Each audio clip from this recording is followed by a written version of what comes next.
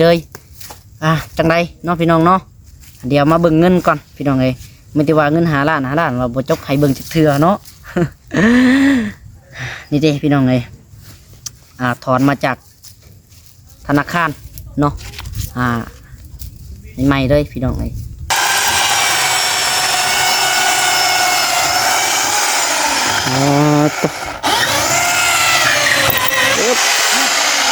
เอ้า cũng lâu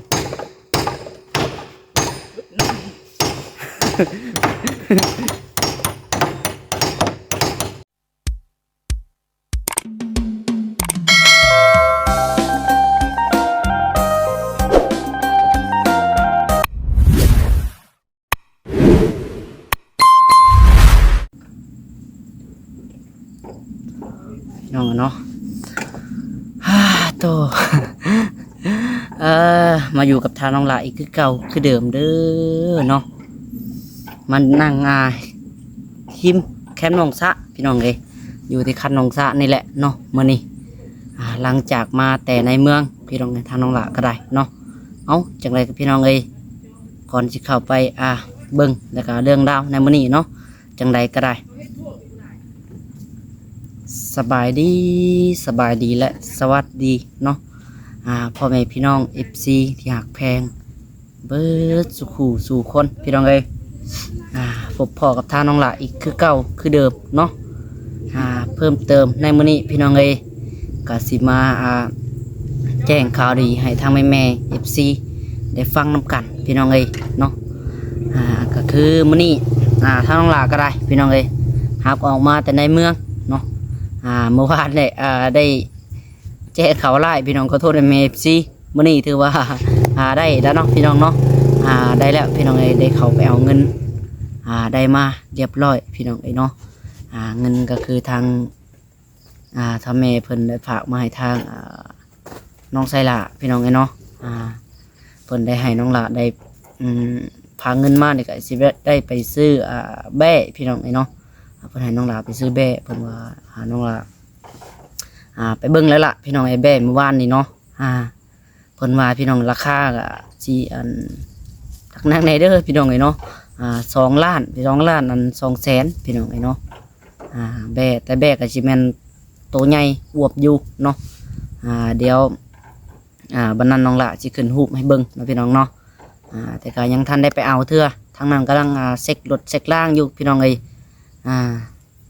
ก็คือทางแม่เป็นฝากเงินมาทางให้ทางน้องหลานนี่200พี่น้อง250 ดอลเนาะก็ได้อันแลกเป็นเงินกีบมาเรียบร้อยพี่น้องได้อยู่5 ล้านเนาะ5,300,000 กีบพี่น้อง230นี่เนาะได้เงินอยู่5 ล้านพี่น้องแล้วก็เป็นยังเมื่อวานนี่คือเอาไปได้พี่น้องเนาะก็คือน้องละเข้าไปเมื่อวานนี่เข้าไปธนาคารน้อยพี่น้องเพิ่นว่าบ่สามารถแก้แล้วก็กู้ให้ได้เนาะถอนเงินออกมาได้พี่น้องเพิ่นบ่กล้าเฮ็ดแบบจังไดเนาะเพิ่นย่านนั่นนี่เพิ่นก็บ่ค่อยเชื่อนั่นแหละพี่น้องน้องหลาในมื้อนี้เลยคันได้เข้าไปธนาคารใหญ่เลยพี่น้องเนาะเพราะว่าทางแม่เพิ่นว่าลองขอนำเพิ่นเบิ่งพี่น้องหลาเข้าไปธนาคารน้อยแต่ละบ่อนเนาะเพิ่นว่าบ่ได้เพราะว่าซื้อมันผิดตัวเดียวไปคนละซื้อแล้วได้พี่น้องเนาะซื้อแม่นนามสกุลเดียวก็ตามเนาะเพิ่นมันคนละซื้อแล้วมันบ่แม่นซื้อน้องหลาแล้วพี่น้องไปซื้อผู้ใหม่แล้วเนาะก็เลยบ่ได้พี่น้องหลาเลยเข้าไปธนาคารใหญ่เพิ่นเลยสามารถกู้ให้แล้วก็แก้ได้แล้วเพิ่นว่าเธอหน้าบ่ให้ผิดพลาดเด้อเพิ่นว่าพี่น้องน้องหลาก็ขอบใจเพิ่นนะพี่น้องเนาะที่เพิ่นกู้ให้ได้แล้วก็ ดีมกดีใจพี่น้องเนาะมื้อนี้เลยจังไดเนาะพี่น้องเนาะเดี๋ยวมาเบิ่งเงินก่อนพี่น้องไม่ได้ว่าเงินหาล้านว่าบ่จกให้เบิ่งจักเทื่อเนาะ นี่เด้พี่น้องถอนมาจากธนาคารเนาะใหม่ๆเลยพี่น้องนี่กับได้แต่5 ล้านเนาะพี่น้อง5 ล้านนี่เนาะเดือน100,000ค่ะน้องหลานใส่น้ำมันรถพี่น้องเนาะไปเมื่อวานได้จกเงินจะคลองเบิดพี่น้องซื้อน้ำมันแต่ก็บ่เป็นยังพี่น้องเนาะ จังใดก็นี่แหละพี่น้องเงินจำนวนนี้คือทางแม่เพิ่นให้ทางน้องหลานี่50 ดอลพี่น้องเนาะให้ทางน้องหลาไว้อันซื้ออยู่ซื้อกินพี่น้องก็สิ50นี่สิได้อยู่ประมาณ1 ล้านเนาะพี่น้องเนาะล้านปลายๆ1 ล้าน 1 แสนพี่น้องก็สิได้นี่ก็น้องหลาก็สิเอาไว้เก็บไว้แล้วก็เพิ่นว่าทางแม่เนาะเอาไว้ปันให้ทางน้องตุ้ยทองนำเด้อเพิ่นว่าให้แบ่งให้น้องตุ้ยทองแน่ไว้ซื้อบัตรซื้อเบอร์พี่น้องเนาะทางน้องหลาก็สิเอาไว้ให้พี่น้อง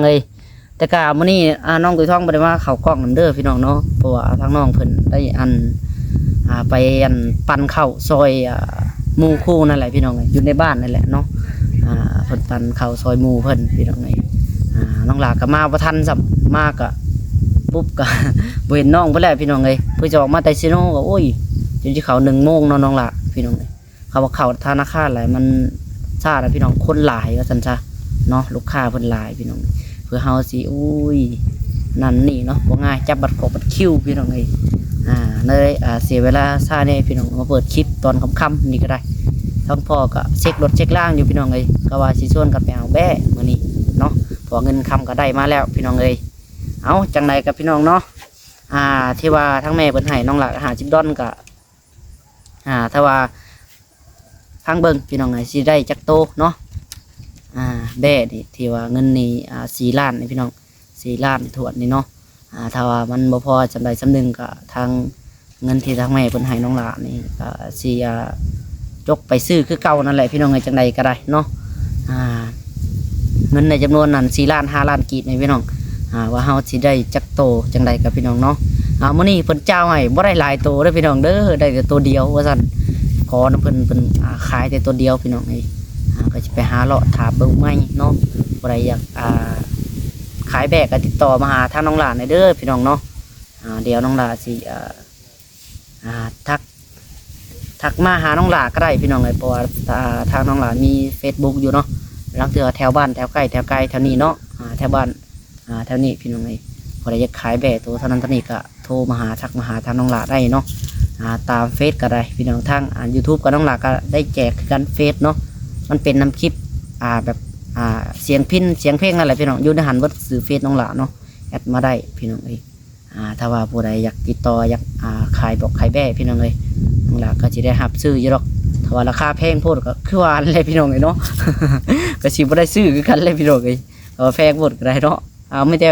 มาว่าทำกันพี่น้องจังใดก็ได้เนาะเอาบัดนี้ก็เนาะทางน้องหลาก็ได้สิบ่มีหยังพี่น้องได้เงินมาจำนวนนี้ก็สิเก็บไว้เนาะเดี๋ยวมื้อแรงสิส่วนกันออกไปเอาแบะพี่น้องจักสิได้ไปบ่ได้ไปได้ล่ะพี่น้องเนาะเบิ่งคือคึมๆนี่ฝนบ่แต่ว่าท่านได้ชุดพี่น้องฝนมาแล้ว ฝนตกแล้วเด้อพี่น้อง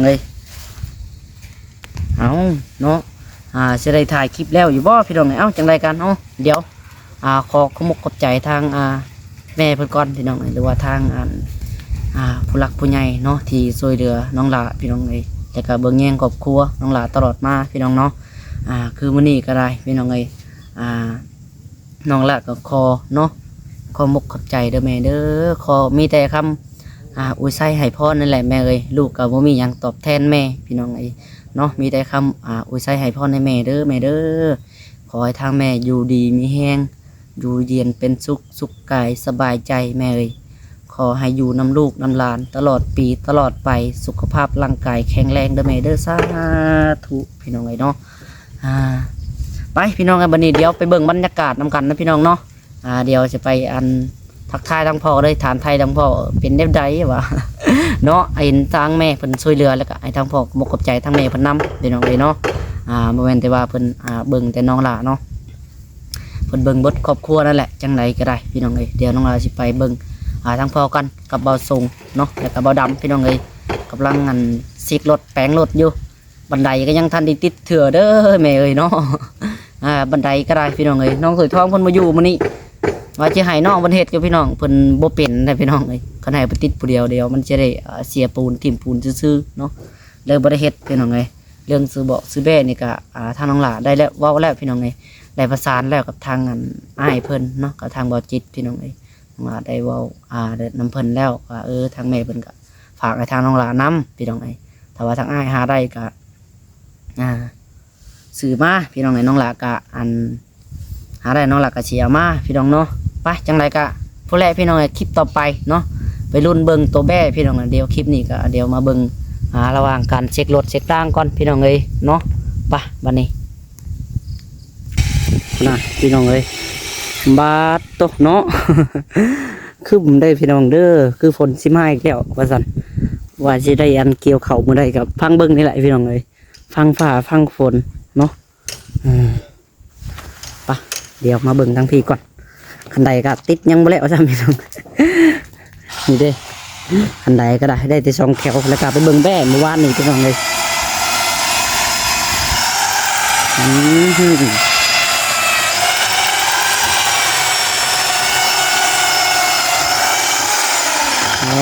ตกเอ้า มาปุ๊บก็เห็นรถไทยอันปีนข้องข้างล่างพี่น้องมอโต้พากันแปลงอันทุกรถอยู่พี่น้องเวลาครับแล้วมันแก่งมันนี่ได้ออกบ่บาดนี่เฮ็ดต้องหาเล็กน้อยไหม เฮ็ดบ่ดำเฮ็ดดอกสวรรค์เนาะบ่ดำไงพ่นไงนี่นะเล็กสิ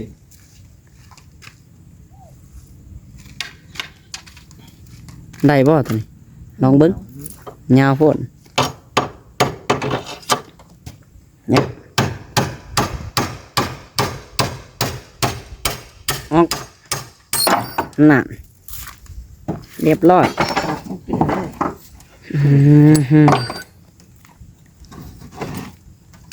กำลังเฮ็ดสอบอยู่พี่น้องปีนท้องเลยบาทนี่เนาะสบายดีบ่ทรงโต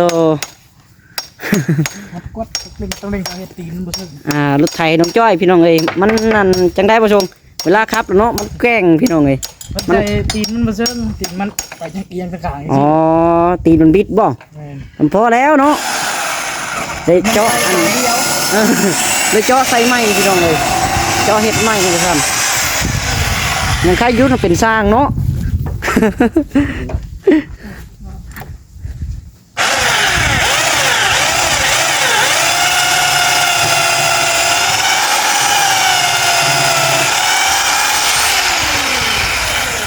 โอ้สวยวันก็มาต่อตอนนี้แล้วมันหันมาอยากอยู่เนาะจอมันเงาก็ได้จริง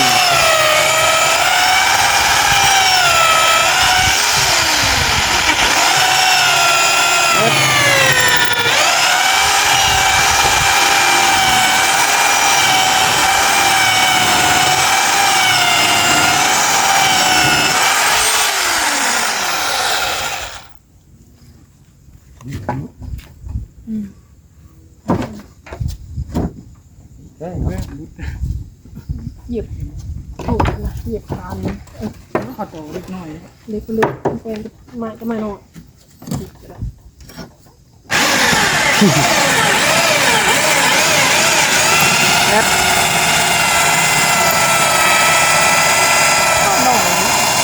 ไม่ถูกหลุดก็น้อยใช่เนาะ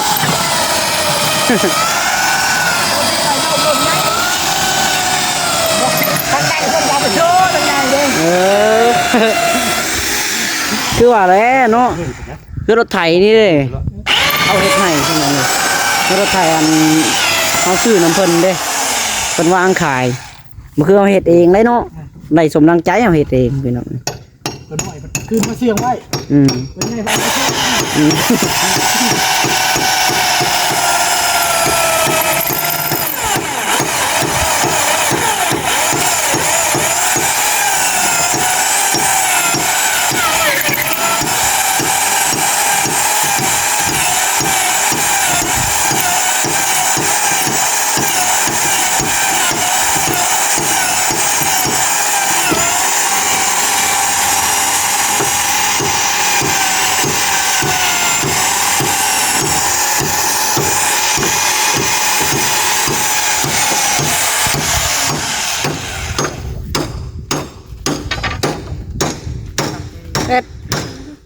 ขับว่าด เข้า ำ มันขับเนาะ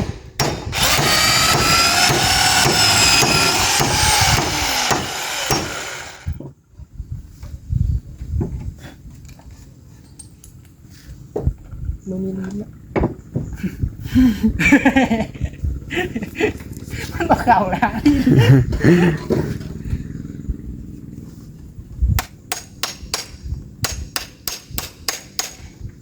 มันดอกน้อย โอ้สุดอีกแล้ว มากับมันก็ดอกนอนไปนี่แล้วเขาชี้กันเขาตอกกระทึงเนี่ย ตอนเขายังบ่ได้ใช้หยังนะ เขาตอกกระทึงมันตอกง่ายเขาตอกกี่ลุมไม่เอาตอกหยาบ รอดเข้า เนาะ อยากรอดเข้าเราได้ดำให้ชมเนี่ย เนื้อมันแหละ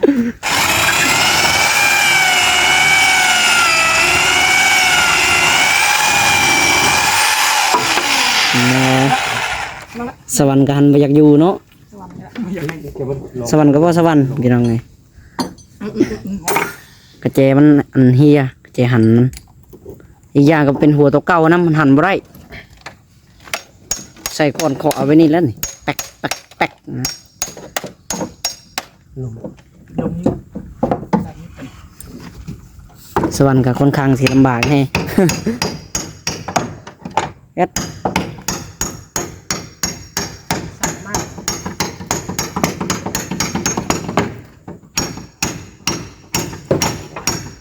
ลองกัน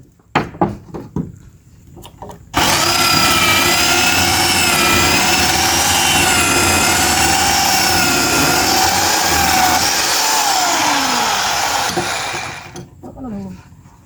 หอน คือบอลอ่ะ ลองมึงก่อนเนาะฮอนเติบเด้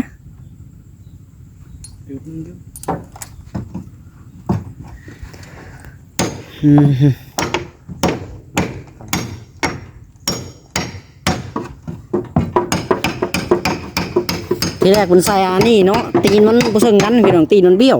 เนี่ยพอแล้วแล้วครับแล้วมันเขย่าใช่ป่ะเอาอยู่เอื้ออยู่นั่งแล้วว่าจะมึนบัด ก็ยังจะรุด ชิลับใช่ป่ะเป็นไก่อู้เป็นใหญ่ไก่อู้เนาะ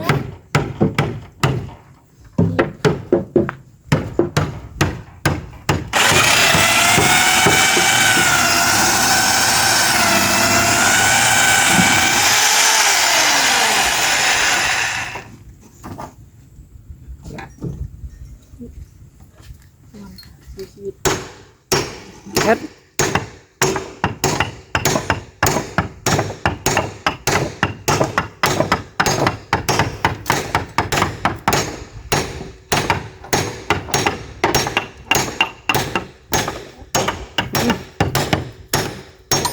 เอาบ่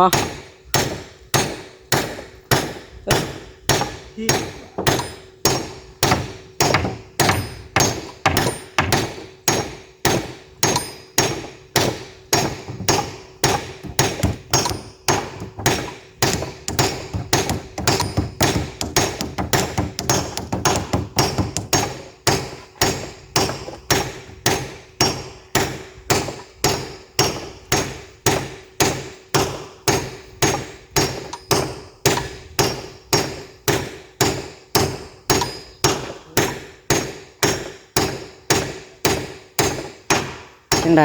ใด นี่ยังนิดนึง เอ็ดปรุงแล้ว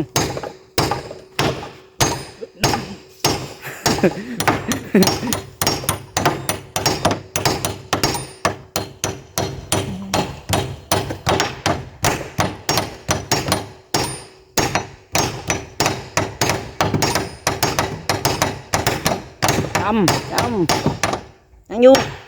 เอ็ดหน่อยหนึง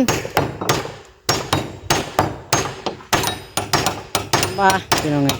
เสียงสนั่นในบ้าน เบิ่งขอตอกตัวนี้ก่อน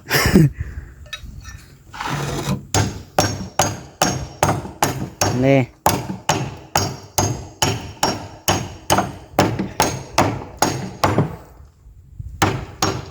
หัวสวรรค์เขาจากน้อยกว่าน็อตเป็นยังไงเลยมันเอาเขายากนี่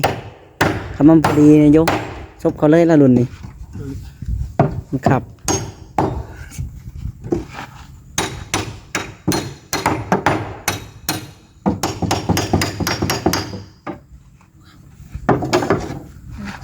ไว้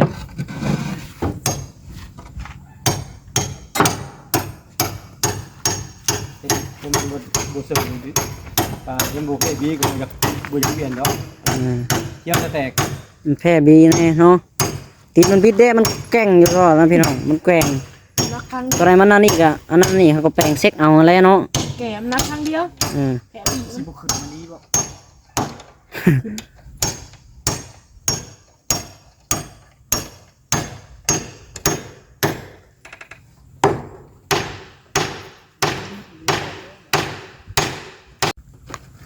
ใส่เล็กเล็กมันก็ได้ใส่เล็กมันบุกขึ้นเนี่ยมันบุกขึ้น หันแล้วบ่ เอาให้มันดึงขึ้นมาดิ อืม รายการเอา เดี๋ยวนั้นแล้วเนาะหันน้ำมันจองกันขึ้นมาด้วย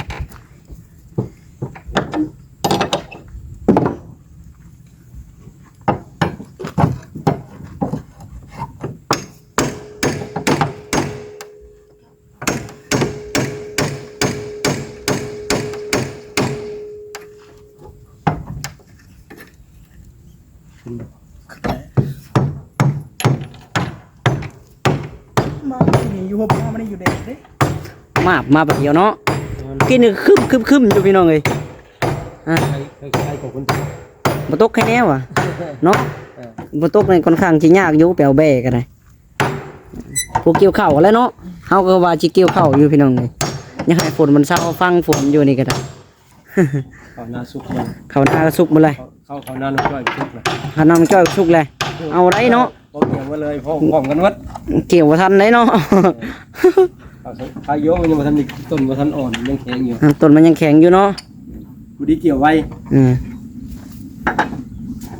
มือละถุง ถ้าเราบอก มือไอ้แดงมือละถุงสามมือแล้ว เขาแห้งเนาะ เขาลง ได้อยู่ใช้น็อตตัวนึง ไปครับพี่น้องเลยโอเควันนี้ก็ได้เนาะสำหรับคลิปนี้ก็ได้น้องหลายจะขอโตวลาไปก่อนนะพี่น้องเนาะไปพ่อกันคลิปต่อไปพี่น้องผู้แรกไปพบพ่อกันคลิปต่อไปก็คือแต่เอาแบ่พี่น้องเนาะคลิปต่อไปเดี๋ยวไปเบิ่งน้ำกันพี่น้องกันบรรยากาศอยู่ตรงไห้ตรงหน้าเนาะเป็นจังใดพี่น้องทางถนนหนทางไปเฮาสิยากลำบากจังใดเดี๋ยวไปลุ้นไปเบิ่งน้ำกันพี่น้องเนาะว่าสำหรับคลิปนี้ก็จะขอกล่าวคำว่าเนาะสบายดีทั้งพ่อน้ำพี่น้องเลยสบายดีบ่โซงสบายดีบ่ดำเนาะ สบายดี พี่น้องบ๊ายบายบัดนี้